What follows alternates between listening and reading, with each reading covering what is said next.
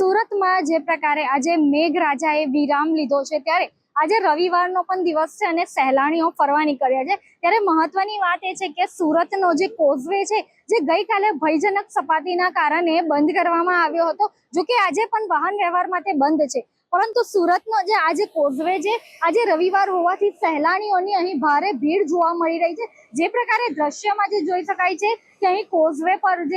જે પાણીનો જે ફ્લો છે તે જોવા માટે સહેલાણીઓ અહીં હાજર થયા છે। મહત્વની વાત એ છે કે જે પ્રકારે કોઝવે પર અહીં લોકો આવી રહ્યા છે, સહેલાણીઓ આવી રહ્યા છે અને અહીં જે કેટલાક નાના બાળકો પણ આવી રહ્યા છે, ત્યારે મહત્વની વાત એ છે કે જે તંત્ર જે છે કોઝવે ખાતેનું જે તંત્ર છે તેઓને જે અહીં બાળકો જે અહીં આવી રહ્યા છે તેઓને કેમ નથી દેખાતું કે જે આ પ્રકારે જે રેલિંગો બનાવવામાં આવેલી છે, પરંતુ આના ઉપરની જે જાળી જે આવે એ ઘણા સમયથી તૂટી ગઈ હોવા છતાં કેમ તંત્ર દ્વારા આની ઉપર કોઈ કામગીરી કરવામાં નથી આવતી। મહત્વની વાત એ છે કે અહીંનો જે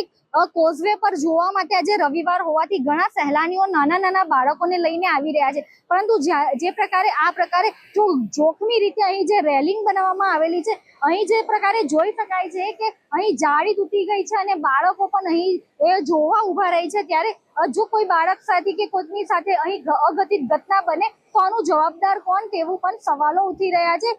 જે પ્રકારે અહીં જે રેલિંગ તૂટી ગઈ છે, પરંતુ કેમ તંત્રને આ કાળા કાન કરવામાં આવી રહ્યું છે। છેલ્લા ઘણા સમયથી અહીં જે આ પ્રકારની જે જાળીઓ અલગ જે રેલિંગ તૂટી ગઈ છે, પરંતુ કેમ તંત્ર આ બાબતે આ કાળા કાન કરી રહ્યું છે તેવા પણ સવાલો ઉઠી રહ્યા છે। આજે અત્યારે હું સુરતમાં કોઝવે પર આવેલો છું, એટલે સુરતમાં ખરેખર જે વરસાદ પડ્યો એના પછી કોઝવે નો માહોલ બહુ સારો એવો છે, પણ સેફટી વાઇઝ જોવા જઈએ તો જે મારી પાછળ તમે જોઈ રહ્યા છો તો ત્યાં ગેપ બહુ વધારે છે। કોઈ છોકરાઓ અથવા કોઈ મોટી વ્યક્તિ પણ ત્યાં ઊભું રહે તો પડી જવાના ચાન્સીસ વધારે છે। તો હું તંત્રને અપીલ કરું છું કે થઈ શકે તો વહેલી તકે આપણે આમાં જાળી લગાવવાની ટ્રાય કરીએ તો જેથી આપણે અકસ્માતથી બચી શકીએ। એટલે જોખમી તો બહુ કહેવાય, પણ કુદરતી રીતે તમને જણાવું તો હજી સુધી કોઈ અકસ્માત નથી થયો। તો ખાસ કહેવાનો મિનિંગ એ છે કે પહેલેથી આપણે સાવચેતી રાખીએ તો આખું ચોમાસું હજી બાકી છે, તો